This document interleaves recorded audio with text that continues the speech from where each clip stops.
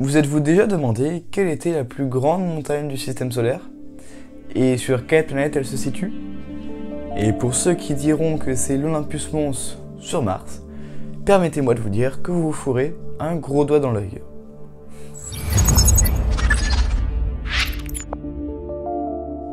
Je tiens juste à préciser, avant de commencer, que l'altitude que je vais citer pour chaque sommet sera l'altitude par rapport à la base de la montagne, et non par rapport au niveau de référence de la planète, car le niveau de référence n'est pas le même sur chaque astre. Par exemple, pour la Terre, le niveau de référence c'est la mer. On commence sans douceur avec un sommet qui se situe sur Oberon, un satellite naturel d'Uranus. C'est le deuxième satellite naturel d'Uranus et le 10e du système solaire, juste après Rhea, une lune de Saturne. Son sommet le plus haut culmine à approximativement 11 km. Bon, je vous le dis tout de suite, ne vous attendez pas à voir un sommet de la Terre dans ce classement, ils font tous mouche à côté de ça. Ce sommet sur Oberon a été découvert par Voyager 2, mais n'a pas de nom. Personne ne voulait lui donner un nom. Bon, ne nous attardons pas là-dessus, passons à la montagne suivante. Cette 9e montagne, au classement, se situe sur Mars.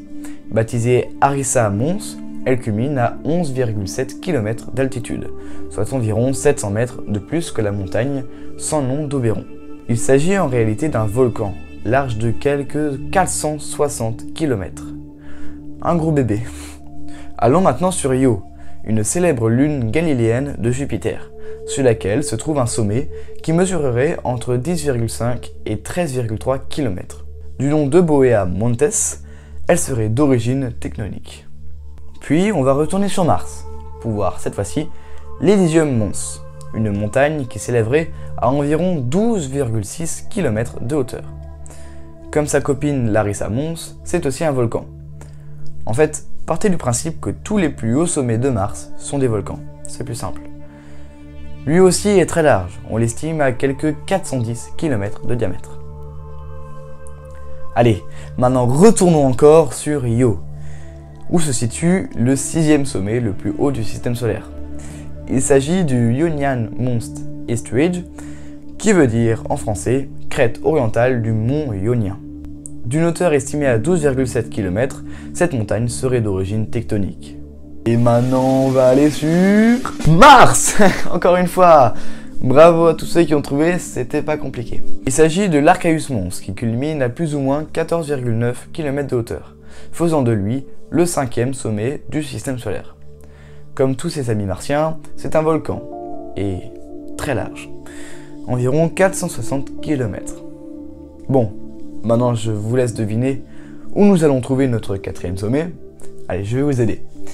On a eu Mars, puis Io, puis Mars, puis Io, puis encore Mars. Du coup, maintenant, cette fois, on va aller où? Eh oui! Bravo! Sur Io! Décidément. Baptisée le Bosol Montes Sud, cette montagne culminerait entre 17,5 et 18,2 km d'altitude et serait d'origine tectonique. Et autrement, il n'y a plus grand chose à dire à son sujet, donc je vous propose qu'on passe au top 3.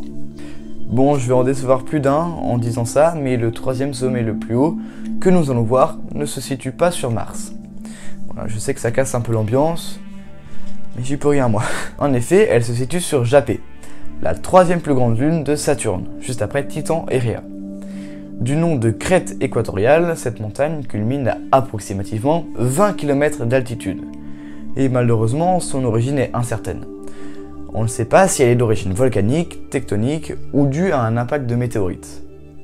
Bon, passons maintenant au 2e sommet le plus haut du système solaire, celui que tout le monde connaît, l'Olympus Mons sur Mars. D'une altitude de 21,9 km et d'origine volcanique, c'est un véritable monstre. Mais bon, je pense que quand je vous dis que c'est un véritable monstre, vous ne me comprenez pas bien.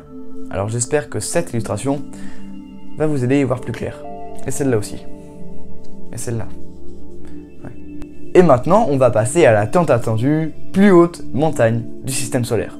Et non, elle ne se situe pas sur une planète, ni sur un satellite naturel, mais sur un astéroïde.